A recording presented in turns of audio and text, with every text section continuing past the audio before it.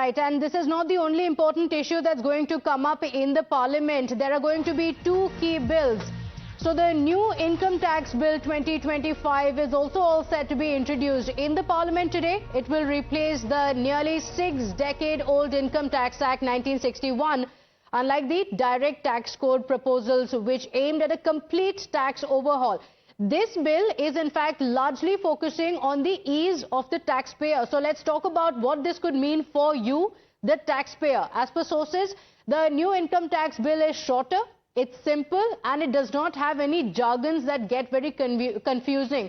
Pragya continues to stay live with us. So Pragya, apart from the Waqf report that will be tabled, this will be another development that is going to affect taxpayers across the country. What are the changes going to look like?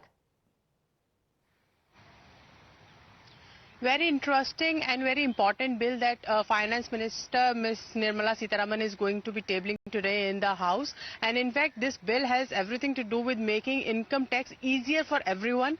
Lesser litigation is what is the aim of this bill. And in fact, it has no impact on taxpayers or the government revenue as such. So the bill has everything to do with making it, user-friendly, someone who wants to pay the tax. In fact, the corporates and also bringing smaller units, smaller businesses at par with a bigger, corporates. And in fact, there had been a focus on corporates even in the past, but this time it has ensured that the subsidies and everything will be equivalent to both of them. Smaller businesses also get their due shares, and so does the corporate. And in fact, this will bring in, take them to the global level and standards of the tax deductions. So apart from that, there is also important focus. In fact, shift has been given on lesser litigations and also the interpretation of the language. So language has been made very simple. The laws has been interpreted in a manner which will be understandable by even a common man. There will be tables, there will be examples on how you can,